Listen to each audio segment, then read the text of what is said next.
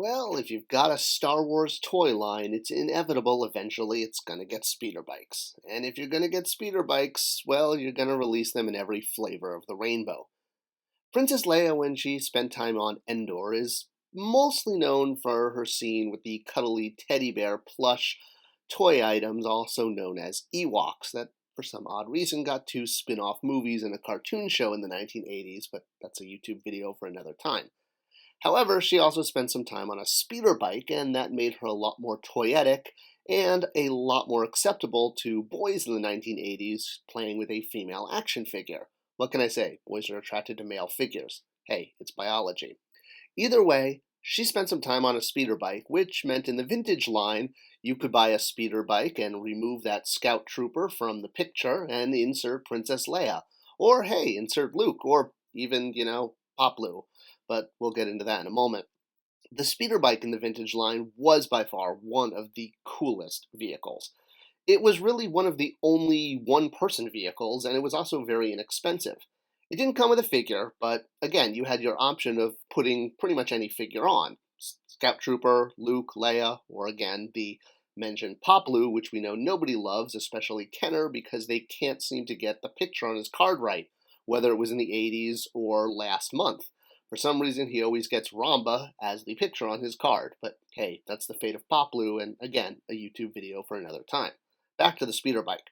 So the first speeder bike in the modern Star Wars line, starting in 95, had a Scout Trooper.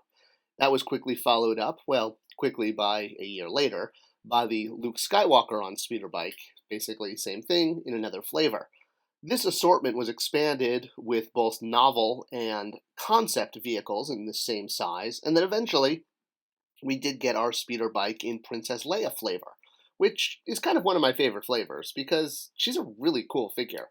And we now had an assortment, which is what retail loves and toy companies love because now you can ship one box with multiple items at the same price point, and they can take the same spot on retail and expand your retail presence and footprint. Opening the box, it came with everything you see here. Shiny, shiny packaging, a figure, and a vehicle that comes apart in three places because it's the exact same tool from the vintage line, thanks to Palitoy still having the vintage molds, the Kenner ones being long gone at this point. And whether you were getting the Scout Trooper or the aforementioned Princess Leia version, it was the same exact speeder bike, slight deco adjustments, and different character, different accessory. So, she fits on her bike great because this figure had articulated knees and hands bent in steering wheel gripping position, which was great. And like the vintage figure, this Princess Leia from Power of the Force 2 had a sort of twofer going on. It was actually two different versions of Princess Leia. You could kind of say the same thing about Han. I mean, he does take his trench coat off, but he's wearing the same thing underneath. But for Princess Leia, because the vintage figure had the addition of a removable helmet, which Luke did not, well, you could take off her helmet and her cloak, and underneath was a different version of Leia.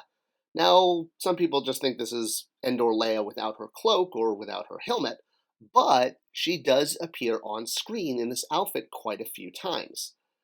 It's not as iconic as the version of her on Endor where she has the green camo, and this is kind of the version that is used on posters and was used in a lot of publicity, especially because it was that scene with Wicket where we introduced the best toy concept that Kenner ever had when they got plush.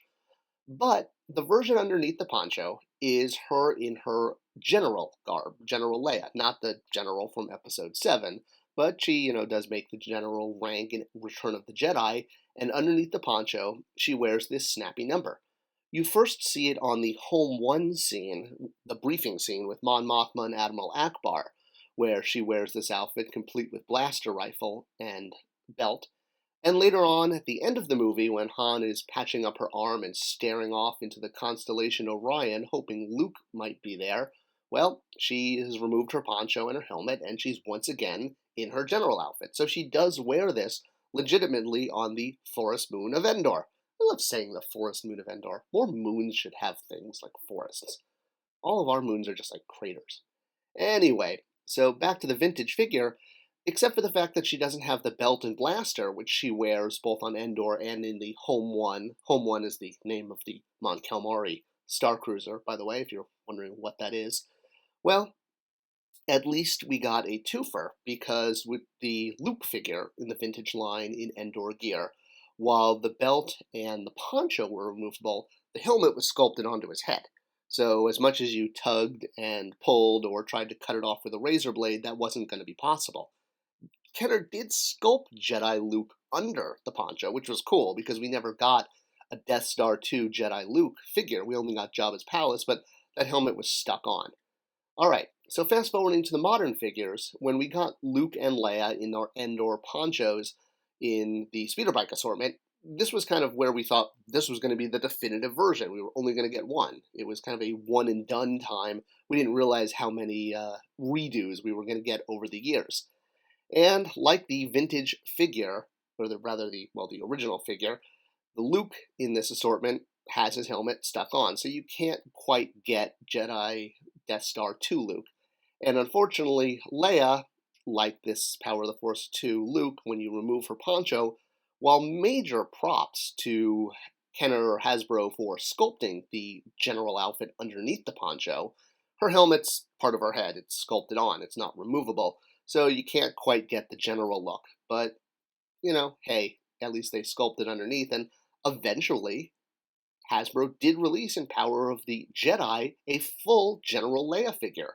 Sans Poucho, Sans helmet, not even, attempting to be Endor Leia, just sort of being Home One Leia. And I have to say, this was actually one of my favorite Leia figures, because it was kind of like always there in the movie, and you never really notice it. But then when you have the figure, you're like, oh yeah, this is cool. Of course, as mentioned, Endor Leia was not a one and done. She got quite a few figures over the run of the Hasbro line, which is still going. And in fact, this is 2021, and we recently had a re-release of Endor Leia this year.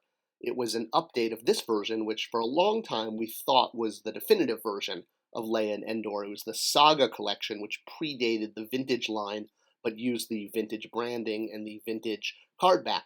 You'll notice Leia's helmet on this version is on her head, versus the updated version actually in the vintage collection.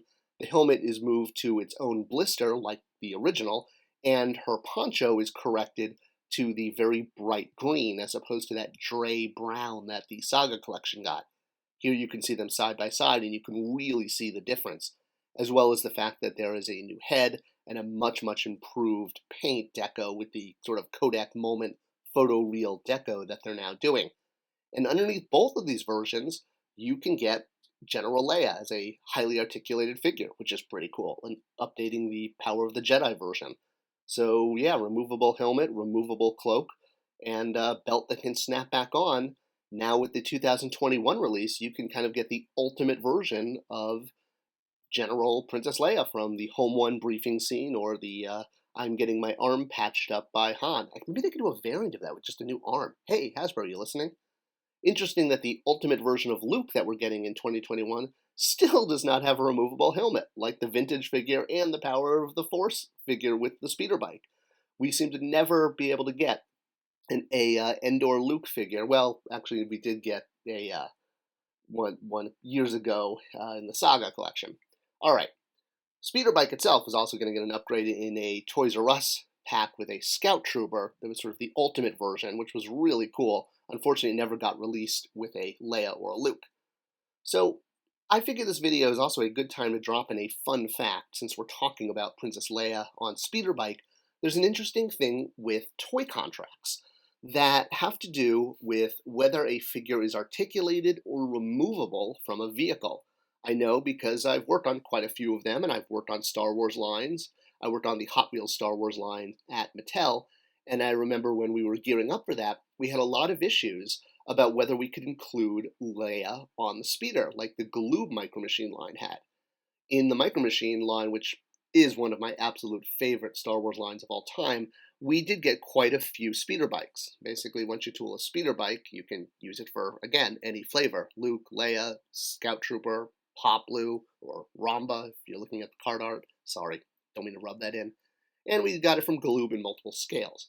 I prefer the Micro Machine to the Action Fleet, but the figure, while technically removable, isn't really meant to be because it's in a permanent sort of gripping, sitting position. It doesn't really work as a figurine without the speeder bike. And part of this is because of the contract.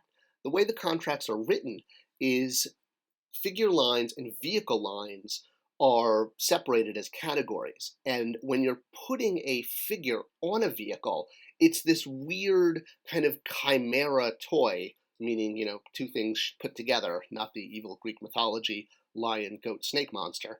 That's again a YouTube video for another time.